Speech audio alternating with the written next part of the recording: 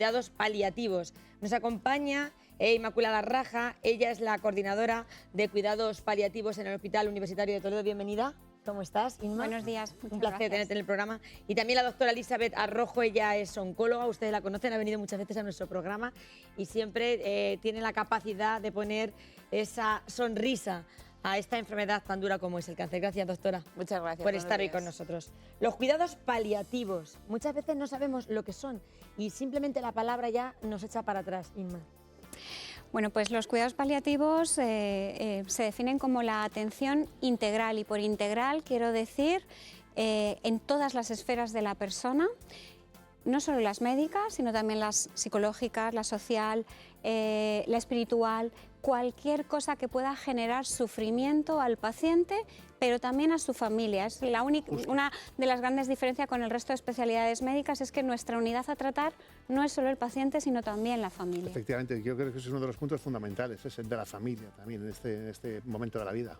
Efectivamente, yo creo que es donde cobran un papel tan importante, ¿no? En esa situación donde el paciente recibe un impacto tan importante, y además hay un dato que a mí me parece muy importante en el término paliativo, y yo siempre repito que lo paliativo es todo lo que no es curativo, y eso suele sonar como muy mal, ¿no? Que la vida se acaba.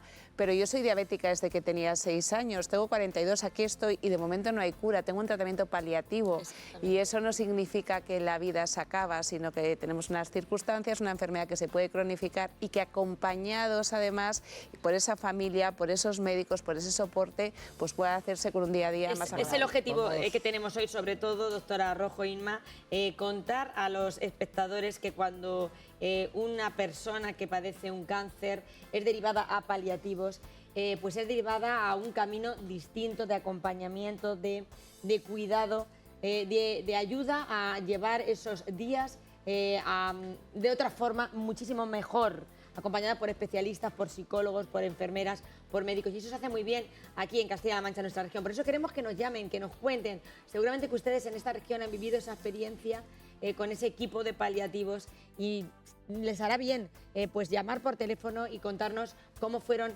esos días. Doctora, todavía nos sigue dando miedo a todos la palabra cáncer.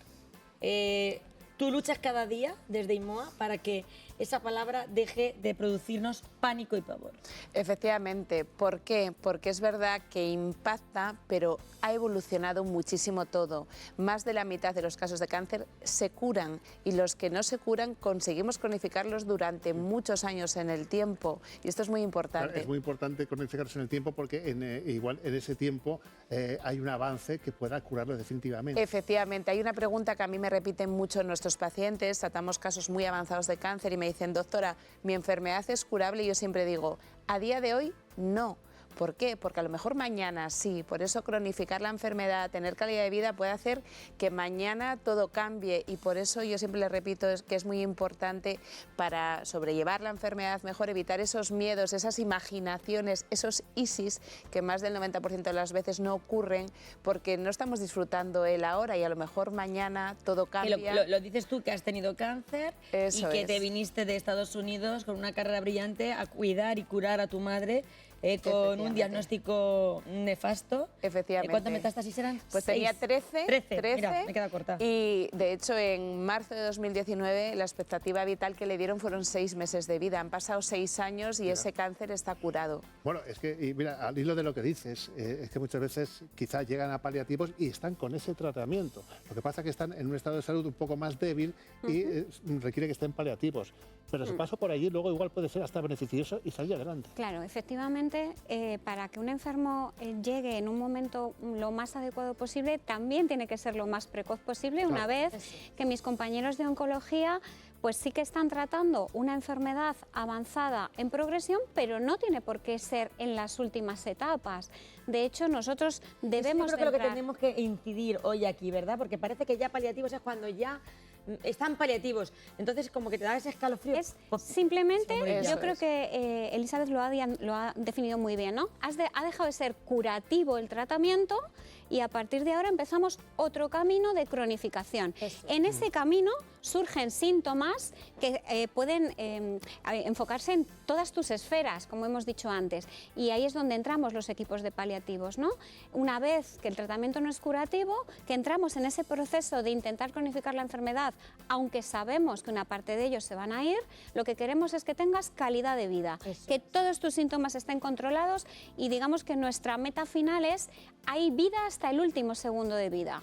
Y estamos aquí para ayudarte y para que seas tú hasta ese último segundo. Porque seguir luchando por la vida.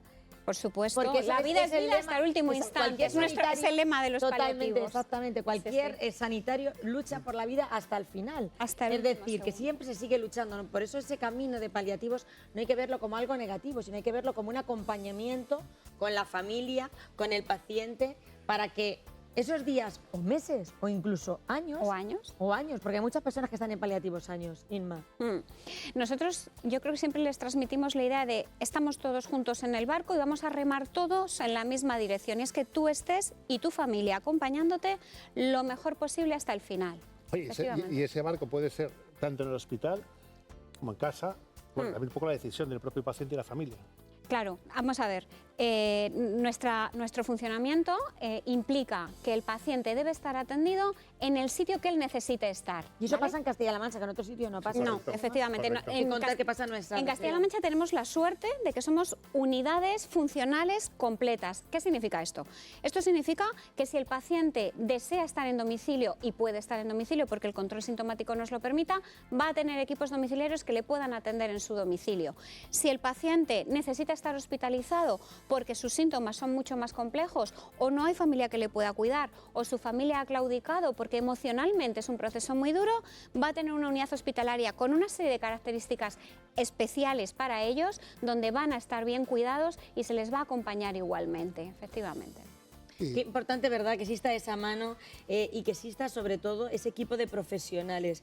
Porque claro, ahí en una enfermedad como el cáncer, la función de multidisciplinar, ese concepto que ya todos hemos aprendido y que vosotros los sanitarios nos habéis enseñado, es quizás la enfermedad en la que más funciona. Fundamental, es esencial, efectivamente. Yo siempre digo, y perdón siempre por la expresión que digo esto, los pacientes no es un tumor con patas, es una persona que siente, que duerme, que tiene dolor. Y además ocurre una cosa, los oncólogos estamos muy subespecializados en esta especialidad y los pacientes tienen miedo a distraernos del foco de atención que es el tratamiento de su tumor. Entonces no nos cuentan si les duele, si no duermen, si están preocupados. La mujer del paciente no te va a decir sus preocupaciones porque estamos a otra cosa, ¿no? Entonces es súper importante ese abordaje integral porque de hecho se ha definido que es un factor pronóstico de la enfermedad. Si el paciente pierde peso, si tiene dolor, no va a tolerar tan bien los tratamientos, no vamos a poder tratarle y influirá en el pronóstico. Entonces, ese abordaje multidisciplinar es esencial porque primero cada uno tiene más conocimiento de su parcela, ¿no?, de todo este abordaje y además no podemos hacer todo con una sola persona, ¿no? Con lo cual es muy importante y a mí me ha sorprendido mucho Castilla-La Mancha y doy la enhorabuena a la comunidad y a Inma por liderar esto porque no todas las comunidades tienen estos servicios. Nosotros vemos pacientes de toda España y no es tan común. Déjeme que haga un paréntesis en cuanto al cáncer, porque muchas veces asociamos los cuidados paliativos a enfermedades relacionadas con el cáncer, pero también en paliativos podemos encontrar otro tipo de enfermedades, otro tipo de situaciones. Nosotros atendemos pacientes tanto oncológicos como pacientes no oncológicos. Dentro de este grupo que tendríamos hay un porcentaje muy importante de pacientes. Todas las enfermedades neurodegenerativas, ELAs, esclerosis múltiple, todas lo que nosotros llamamos insuficiencias de órgano, ¿no? Los pacientes que arrastran insuficiencias cardíacas, insuficiencias pulmonares, insuficiencias hepáticas en fases muy avanzadas en las que ese órgano está llegando también al final, todo eso lo acompañamos. Y toda la patología crónica muy avanzada, digamos, que nosotros consideramos compleja también. ¿Y cómo trabajáis en paliativos? Aparte de ese acompañamiento, hay algo muy importante que antes también lo decía la doctora Rojo y es lo que menos queremos cualquier persona cuando alguien enferma o enfermamos es tener dolor, es sufrir. Ese sufrimiento en paliativos es totalmente diferente. Aparte de ese acompañamiento psicológico tan importante, también se está permitiendo que ese paciente tenga menos dolor, o sea, que sufra menos. ¿Cuántas veces hemos escuchado familiares decir, bueno, pues se fue tranquilo, ya no tenía dolores? En general el paciente muchas veces lo único que te pide es no quiero sufrir, ¿no? No te dice no quiero, una vez que ya han aceptado que efectivamente están en ese último punto y que la muerte está más o menos próxima, muchos no te dicen, no me quiero morir, no, la frase es, no quiero sufrir. A veces el sufrimiento tiene que ver con sufrimiento físico. Evidentemente, yo siempre les digo, el dolor es el menor de mis problemas para mí. ¿Te vamos a poder quitar el dolor? Siempre, siempre. Pero ese dolor físico a veces se puede acompañar también de dolor emocional, ¿no? O sea, no es lo mismo irte teniendo 80 años que teniendo 40 y un hijo pequeño, por ejemplo. Ese abordaje de, como decía nuestra creadora de los cuidados paliativos, Cicely Saunders, de la que tanto aprendimos, hay que hacer un abordaje del dolor total desde todas las facetas del ser humano, es lo que realmente asegura que vayan a poder irse con calidad. Claro, según lo que estás contando es verdad, no es lo mismo una persona de 40 que una persona de 80, pero esta mañana preparando la entrevista decías una cosa que me parecía increíble, ¿no? Que en ese momento es cuando sale lo que tiene realmente la persona, el ser humano dentro, ¿no? Que sale lo bueno y lo malo, ¿eh? Pero sí, no nos olvidemos. Sí, pero también es capaz de transmitir a los que tienen cerca que se queden tranquilos. Sí, sí. Yo creo que, de hecho, yo siempre digo que aprendo muchísimo de los pacientes porque nosotros estamos especializados en casos de cáncer avanzado, ¿no? Con lo cual vemos situaciones muy límite. Muy límite. Ahí es donde las personas de verdad sacan como el resto, ¿no? De esa fortaleza interior que tenemos. Y hay un mensaje que sí me gustaría además mandar, que es donde las personas se paran a pensar lo importante que tenemos en la vida, porque vivimos corriendo todo el tiempo, no nos preocupamos y de repente cuando una enfermedad te para llega el arrepentimiento. Pero lo dicen muchas personas después de padecer un cáncer, otras que han conseguido superarlo, dicen, me cambió la vida para bien. Eso lo he escuchado en muchísimas personas. Eso es. El otro día, de hecho, me llamaba la atención que una paciente entró y dice, doctora, gracias a usted me he divorciado. Y yo me quedé así como diciendo, ¿qué? Digo, esto no. Y ella dice, sí, porque me ha ayudado en este proceso a ver que yo no estaba siendo feliz, que tenía que cambiar, que todo esto. Y es verdad que como yo converso bastante con los pacientes... Escuché el otro día un testimonio de una persona joven que está superando un cáncer y me dijo lo mismo. ¿Sí? Me dijo, pues gracias al cáncer me estoy separando. Y le dije yo, me quedé como tú. Sí. Y dije yo, pero bueno. Y me dijo, bueno, pues es que tú te das cuenta realmente de lo que te hace feliz. Entonces ahí es cuando tú te paras en la vida y dices, ¿estoy siendo feliz? Eso es súper importante. Y en ese abordaje a los pacientes, ¿no? Al encontrarse bien, pues yo creo que es fundamental porque incluso a día de hoy tenemos que buscar ese abordaje tan multidisciplinar que sea incluso nacional o internacional. Nuestros pacientes a veces son candidatos a ensayos clínicos fuera de España o en otras comunidades. El buscar esas opciones que a veces no están al lado de casa, hay que investigar un poco más. Totalmente, Hablando de investigación. Y hace falta invertir en la investigación. Sí, estamos en un punto, además, todos conocen, se está avanzando muchísimo, por ejemplo, el cáncer de páncreas, y es vital el poder invertir en esa investigación. Además, es un producto nuestro, nacional, que hay que sentirse orgullosos de los investigadores que tenemos, para que esa esperanza siga creciendo.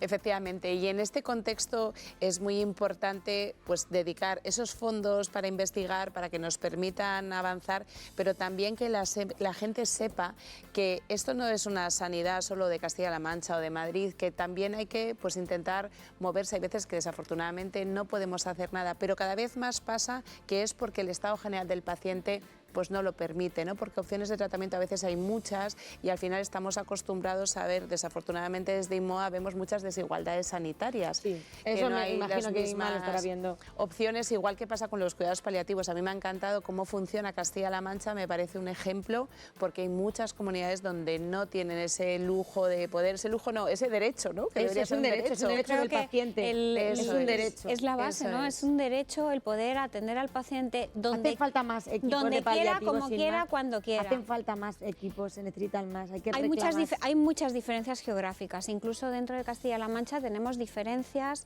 y siempre hacen falta más recursos. Daros cuenta de que, Elizabeth lo puede confirmar, en los últimos años, desgraciadamente, la incidencia del cáncer está aumentando muchísimo. Eso es, nos guste o no nos guste, y es una realidad que tenemos que aceptar. Y una parte de esa gente que al final va a necesitar cuidados paliativos, si no tenemos suficientes recursos o no invertimos también en esos recursos, no vamos a dar abasto, porque no es solo ya el cáncer, es que la población cada vez está más envejecida. ¿Por qué? Porque es verdad que nuestras técnicas médicas al final nos permiten vivir más tiempo, pero cómo estamos viviendo ese tiempo, ¿no? Entonces yo creo que es una parte fundamental que debemos de entender, o que deben de entender quien manda, que hay que invertir en dar calidad de vida a quien está en ese final de vida. ¿Y con qué frecuencia se atiende, por ejemplo, a esas personas que deciden estar en su casa en esos días ya? Depende. A ver, si estamos muy a final de vida, lo que nosotros llamamos situación de últimos días, si está en domicilio, a lo mejor cada 5 o 7 días, ¿vale? Si está en el hospital, se le ve todos los días y todos los días ajusta medicación. Siempre en el medio hospitalario nos vamos a encontrar los casos más complejos en cuanto al control sintomático, en cuanto a la situación integral del paciente, ¿no? Si ese paciente, digamos que está simplemente en programa de paliativos, hacemos un seguimiento sintomático, pero no está en situación de últimos días, pues a lo mejor cada 15, cada 20 días, depende, en domicilio. ¿Y paliativos es algo que tú puedes decidir que quieres o que no quieres? ¿Se puede rechazar los cuidados paliativos? Se puede rechazar como cualquier tratamiento en nuestro sistema pero sanitario. Es importante que insistamos. El profesional, el especialista que está viendo, que está siguiendo al paciente, es el que decide en qué punto ese paciente debe de pasar a cuidados paliativos. Yo creo que ahí es muy importante la labor que hacen mis compañeros en cuanto al abordar la información que estás dando al paciente y explicarles muy bien la necesidad de que a partir de ese punto les va a ayudar un equipo más, ¿no? De que vamos a estar todos remando. Porque ahí se agobian también un poco los pacientes y piensan claro, que a lo mejor esto lo que les va a hacer es que se mueran antes y ya empezamos a jugar con la ética y la moral. Eso también quiero dejarlo claro. Entonces, es importante que los pacientes conozcan. Eso, yo creo que es súper importante esto que decías, Julia, que lo entiendan, que cuidados paliativos... Los familiares sobre todo, que son los que se agobian. Significa cuidar mejor, por así decirlo, no significa que les estamos abandonando, que se acabaron las opciones, no, es cuidar mejor, acompañar mejor a esa persona y que lo tengan muy claro. Y al hilo de lo que decía Inma de la incidencia del cáncer, que aumenta de forma exponencial, a día de hoy 1 de cada 2 hombres y 1 de cada 3 mujeres tendrá cáncer, me gustaría lanzar otro mensaje importante para la población. Sabemos hoy en día que el 10% de los casos de cáncer son genéticos, el 40% se pueden prevenir con los hábitos de vida y esto está en el Plan Europeo de Prevención del Cáncer, o sea que está en nuestra mano frenar ese aumento de la incidencia, porque leía el otro día un dato muy importante, España está a la cabeza de longevidad de Europa, pero sin embargo por encima de los 65 años superamos la media en discapacidad y enfermedades crónicas en Europa. ¿Qué quiere decir? Vivimos muchos años, pero nuestra calidad de vida no está siendo del todo buena y eso tiene mucha relación también con los hábitos de vida, con el cuidarnos, saber cómo cuidarnos y tomar un poco de responsabilidad en esto. Ahí está en nuestras manos también. Eso es. Estaba escuchando y me estaba imaginando, ¿no?, esos momentos, esos días de paliativos. Yo además me imagino que el aspecto psicológico es fundamental, ¿no?, también en su trabajo. Y se me estaba ocurriendo una pregunta que se la quiero hacer. ¿Quién cuida también de ustedes? Porque al final ustedes también hacen un trabajo muy importante y que conlleva también mucho sacrificio. Bueno, vamos a ver, nosotros como decíamos, actuamos siempre como equipo y en los equipos están incluidos los psicólogos. Nosotros específicamente aquí en Toledo tenemos la suerte de que lo tenemos estandarizado ya y protocolizado de entrada y nuestros propios profesionales de psicología hacen sesiones de autocuidados para todo el equipo. Tenemos estandarizados que cada cierto tiempo, cada 3 meses, hacemos una sesión de autocuidados. Bien, es verdad que esto no es todo Inma, lo que hace falta. ¿Me permites que te interrumpa? Sí, por supuesto. Te voy a interrumpir porque al otro lado del teléfono hay una persona que quiere daros las gracias a todo el equipo de paliativos. Es Concepción. Concepción, buenos días. Hola, buenos días. Bueno, pues, yo quería dar las gracias aquí al equipo de paliativos, en especial para todos, pero en especial a Inmaculada, que fue la que venía a mi casa cuando mi marido, y la verdad es que, bueno, no es para contarlo, es para verlo, porque él siempre decía, cuando vienen las chicas, porque cuando venían es que se iluminaba con las chicas. Y quería darle las gracias por todo. Y luego cuando mi hermana también nos tocó ella y ahora que la he visto, digo, voy a llamar para darle las gracias. Qué bueno. Muchas gracias para todos. Muchas gracias, Conchi. Muchas gracias. Concepción, qué maravilla que hayas cogido el teléfono para contarnos lo que hizo Inma y todo su equipo. Qué importante es, ¿verdad?, el reconocimiento a estos profesionales que silenciosamente van a las casas en momentos tan difíciles, Concepción. Tan difíciles, sí, muy difíciles, pero bueno, te dan mucho apoyo, te dan mucho ánimo, pero luego ya es lo que hay. Y tú decías que tu marido decía que viene la chica, pero también... ¿Cuándo vienen las chicas? ¿Cómo no? Porque la verdad es que le hablaban con un cariño y él con una alegría cuando las veía que vamos, de verdad.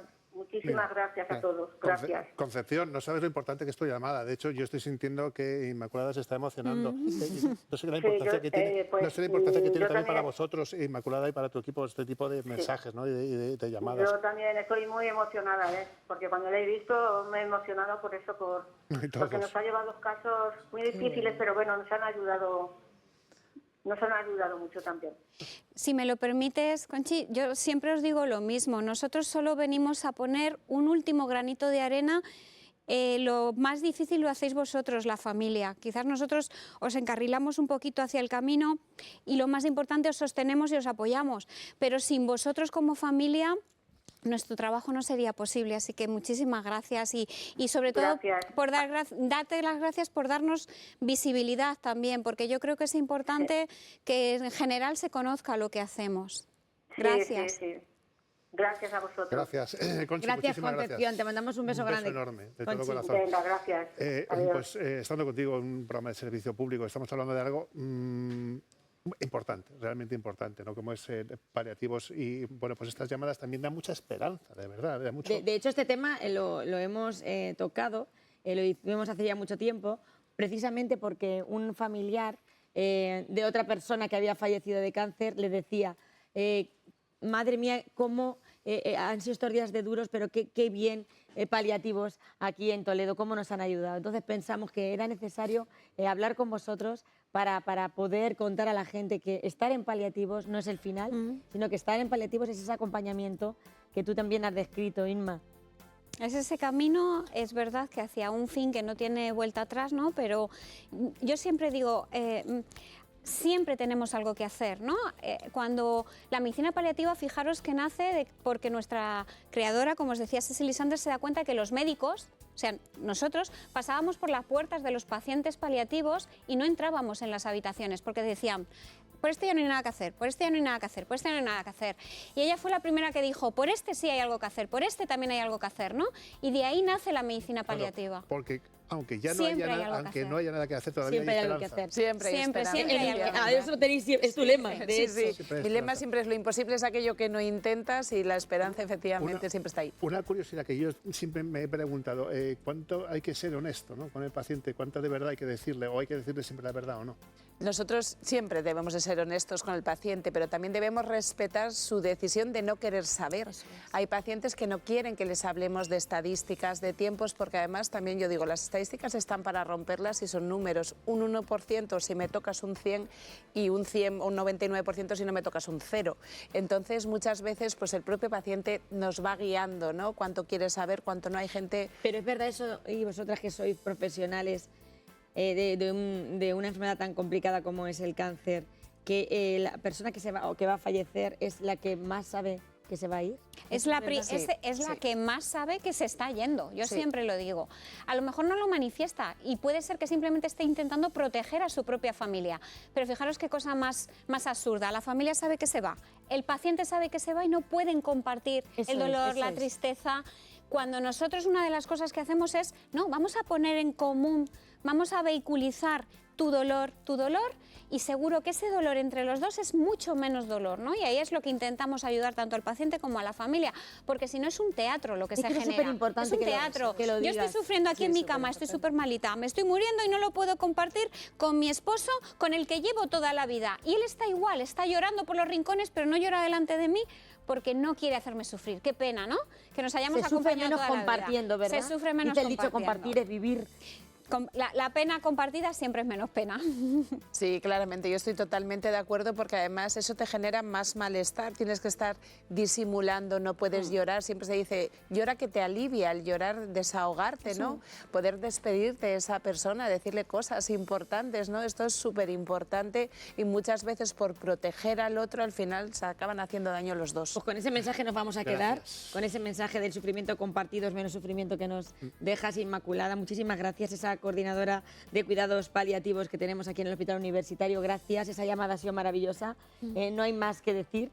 Después de las palabras de Concepción, ha habido muchísimas llamadas que también querían dejar ese testimonio y sobre todo contar que han sido pues muy bien atendidas, que estos equipos que tenemos en nuestras unidades de cuidados paliativos en Castilla-La Mancha trabajan maravillosamente bien. Así es que gracias en nombre de toda la gente que ha llamado y gracias a oncólogas como tú, Elizabeth, con personas, con doctoras que hacéis de la enfermedad otra cara diferente, le ponéis otra cara, que también es muy importante. Muchas gracias. Gracias, Ainhoa, también. Gracias a vosotros. Gracias de corazón. Gracias Un placer, a vosotros. desde luego que sí.